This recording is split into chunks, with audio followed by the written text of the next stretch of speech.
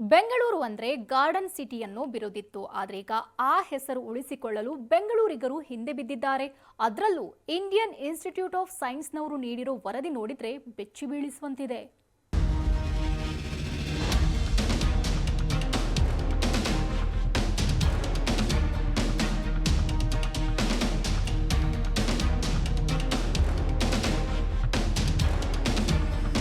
ಉದ್ಯಾನ ನಗರಿ ಕಾಂಕ್ರೀಟ್ ಕಾಡಿನಂತಾಗಿದೆ. ಹಚ್ಚ ಹಸಿರಾಗಿದ್ದ ಬೆಂಗಳೂರಲ್ಲಿ ಬರೀ ಕಟ್ಟಡಗಳೇ ಕಾಣ್ತಿವೆ. ಬೆಂಗಳೂರಲ್ಲಿ ಮರಗಳು ಕಾಣೆಯಾಗ್ತಿದ್ದು ಎಲ್ಲೆಲ್ಲೂ ಬಿಲ್ಡಿಂಗ್ಗಳು ತಲೆ ಎತ್ತಿವೆ. ಇದರಿಂದ ಈಗ ಮತ್ತಷ್ಟು ಆತಂಕ ಮನೆ ಮಾಡಿದೆ.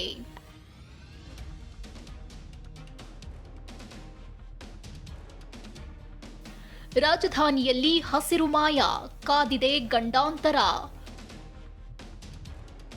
50 ವರ್ಷದಲ್ಲಿ 70% 3% ಕುಸಿದ ಹಸಿರಿನ ಪ್ರಮಾಣ.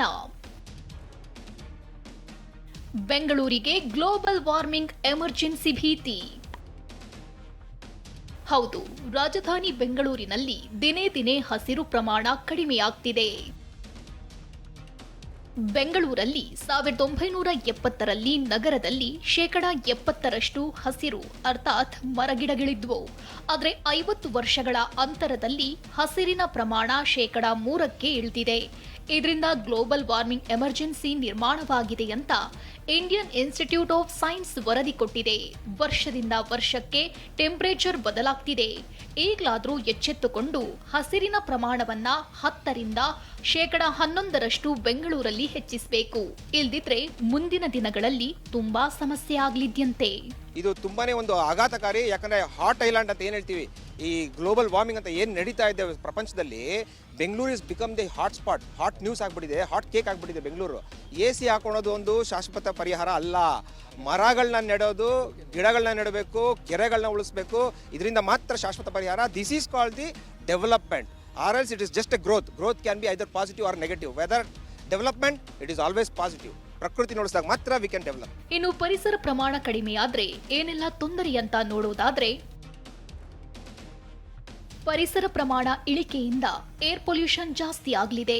ಬೋರ್ವೆಲ್ಗಳು ಬತ್ತಿ ಹೋಗಿ ನೆಲ ಬರಡು ಪ್ರದೇಶ ಆಗಲಿದೆ. ಪ್ರಾಣಿ ಪಕ್ಷಿಗಳು ಇರಲ್ಲ. ಬಯೋಡೈವರ್ಸಿಟಿ ಕಳೆದುಕೊಂಡು ಬಿಡ್ತೀವಿ. ಹೀಟ್ ಐಲ್ಯಾಂಡ್ ಆಗುತ್ತೆ. ಬಿಸಿಲು ಪ್ರಮಾಣ ಜಾಸ್ತಿ ಆಗುತ್ತೆ. 45%ಗಿಂತ ಜಾಸ್ತಿ ಬಿಸಿಲು ಬರುತ್ತೆ. ಜನರ ಆರೋಗ್ಯದಲ್ಲಿ ಏರುಪೇರು ಆಗಲಿದ್ಯಂತೆ. ಇತ್ತೀಚೆಗೆ ನೀವು ನೋಡ್ಬೋದು ಸಿಮೆಂಟ್ ರೋಡ್ಸ್ಗಳು ಬರ್ತಾ ಇದೆ. ಆದರೆ ಎಲ್ಲಿ ನೆಸೆಸಿಟಿ ಇದೆ ಆ ಜಾಗದಲ್ಲಿ ಮಾಡಲ್ಲ. ಪ್ರತಿಯೊಂದು ರಸ್ತೆಗಳು ಕೂಡ ಮಾಡ್ತಾರೆ.